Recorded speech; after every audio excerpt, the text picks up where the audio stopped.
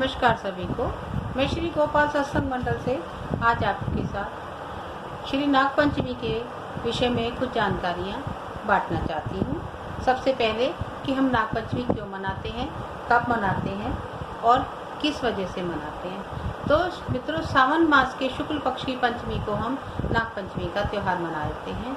इस दिन बहनें और माताएं व्रत रखती हैं, अन्न जल ग्रहण नहीं करती और शेष शुभ त्यौहार को बड़ी ही श्रद्धा के साथ मनाती हैं। तो मित्रों, हमारे देश में बहुत से ऋषि और महर्षि हुए हैं। तो अब मैं आपको बताती हूँ कि क्यों मनाते हैं नागपंचमी। उनमें से कश्यप ऋषि एक बहुत बड़े संत थे, ऋषि थे, जिनकी सप्तऋषियों में गिनती होती है। उनकी 13 पत्नियां थीं, जिसमें एक पत्नी का नाम कद्रू है। कद्रू के गर्भ से 1000 सांपों का जन्म हुआ, जिसमें अनंत, वासुकी, शेष, कबंध, करकोटक, अश्वतर, धृतराष्ट्र, शेखपाल और कालिया, तक्षक, पिंगल और पद्म विशेषकर पूजनीय नाग थे। जो इस दिन नागपंचमी के दिन नागों की पूजा करता है, उन्हें दूध पिलाता है और उन्हें उसके और उसके परिवार को नागों से कभी भय नहीं होता। तो मित्रों, अब मैं आपको बताती हूँ क्यों मनाते हैं नागपंचमी। प्राचीन काल में मणिपुर नाम का एक राज्य था और उस गांव में एक ब्राह्मण रहता था। ब्राह्मण अत्यंत ही शांत और बुद्धिमान ब्राह्मण था। खेती बाड़ी करके अपने परिवार का पोषण करता था। उसके परिवार में 2 पुत्र, 1 पुत्री और पत्नी, 5 लोगों का परिवार था। एक दिन की बात है, किसान अपने खेत में हल चला रहा था और उसके हल से 3 नाग के बच्चों का हत्या हो गई। नाग ब्राह्मण को पता नहीं लगा और ब्राह्मण अपने घर आकर के खाना पीना खा के सो गया।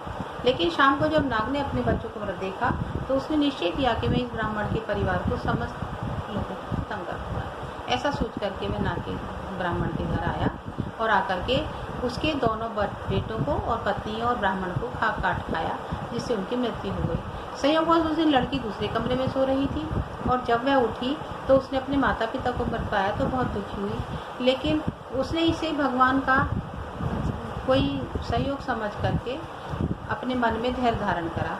तभी उसने देखा एक नाग उनके घर की तरफ बढ़ा आ रहा है। नाग को देख करके वो लड़की ने भय नहीं खाया, वह डरी नहीं। एक कटोरी में दूध ले आई और हाथ जोड़ करके बोली, आओ भैया, हमारे घर में आपका स्वागत है। ऐसा बोलने से नाग को बड़ा अनोखा अनुभव महसूस हुआ और उसने कहा, बहन, मैं तो आपको काटने के लिए आया था, लेकिन आपने मुझे भाई कहा है, इसलिए अब मैं आपको नहीं मारूंगा। आपने मेरा इतने अच्छे से सम्मान किया है तो आप मुझसे एक वर मांग सकती हो। लड़की ने कहा, भैया, आप अगर मुझे वरदान देना चाहते हो तो मेरे माता पिता और भाई को जीवित कर दो।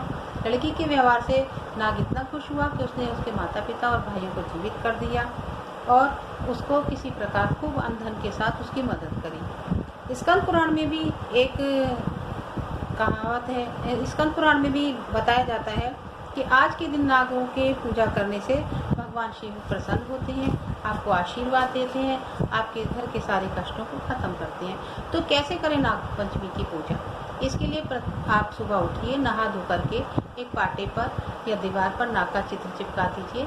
यदि आपके पास कोई नाग की प्रतिमा है तो उसे रख लीजिए, नहीं तो आप मिट्टी से भी नाग बना सकते हैं। ऐसा करने के बाद उसका आप अभिषेक करें। दूध, दही, जल, घी, शक्कर और गंगा जल के साथ पूजा करिए। खीर का भोग लगाइए और अपने मुख्य द्वार पर भी दोनों तरफ काले रंग से नाग बनाइए, उनको खीर का भोग लगाइए। ऐसा करने से बुरी शक्तियाँ आपके घर की तरफ आकर्षित नहीं होती। आपके घर में हर तरह से सुख शांति आती है, माता लक्ष्मी प्रसन्न होती हैं। नाग पंचमी मनाने के 3 लाभ हैं। नागपंचमी के 3 कारण हैं। नागपंचमी मनाने के 3 कारण हैं। नागपंचमी के दिन ही नागों का जन्म हुआ था। नंबर 2, जन्मजय नाम के एक राजा ने इस पृथ्वी पर से समस्त नागों को समूल नष्ट करने का यज्ञ किया था। इसी यज्ञ में जब वो कार्यरत थे तब आस्तिक मुनि ने आकर नागों की रक्षा की थी और उस यज्ञ को नष्ट कर दिया था। आपको पता होगा, द्वापर युग में भगवान कृष्ण ने कालिया दमन का नाग मर्दन किया था। तो कालिया नाग जो है यमुना जी में जहर घोलता रहता था। उसकी सांस में इतना जहर था कि वो पानी जहरीला हो जाता था। पशु पक्षी जानवर सब उससे मर जाते थे। तब भगवान कृष्ण ने उसका मर्दन किया।